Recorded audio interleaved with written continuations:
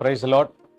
கர்த்தருடைய நாமம் மகிமைப்படட்டும். ஒரு புதிய நாள், ஒரு ஆசீர்வாதமான நாள் கர்த்தர் நம்முடைய கரங்களிலே கொடுத்திருக்கிறார். கர்த்தருடைய நாமம் மகிமைப்படுவதாக.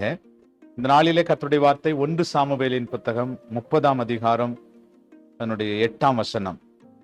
தாவீது கர்த்தரை நோக்கி, நான் அந்த தண்டை பின்தொடர வேண்டுமா, அதை பிடிப்பேனா என்று கேட்டான். அதற்கு அவர், அதை பின்தொடர், அதை நீ பிடித்து சகலத்தையும் திருப்பிக் கொள்வாய் என்றார். சகலத்தையும் நீ திருப்பிக் கொள்வாய்.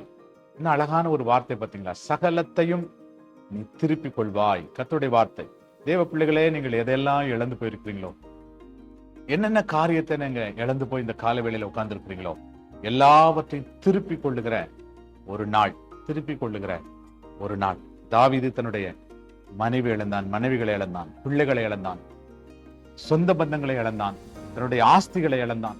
எல்லாவற்றையும் இழந்து போய் நின்று கொண்டிருக்கிற அந்த சூழ்நிலையில தான் தாவீது கர்த்தரை நோக்கி பார்த்து கேட்கிறான், ஆண்டவரே, நான் அதை பின்தொடரட்டுமா, அதை நான் பின்தொடருவேனா? சொன்னபோது கர்த்தர் சொல்றார், நீ அதை பின்தொடர்வாய், அதை திருப்பிக் கொள்வாய், சகலத்தையும் நீ அதை திருப்பிக் கொள்வாய்.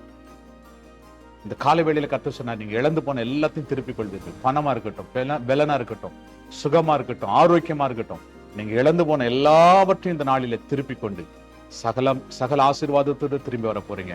கர்த்தர் உங்களை ஆசீர்வதிக்க போறார். ஜெபம் பண்ணலாமா? பிதாவே, நாங்கள் நன்றி செலுத்துகிறோம்.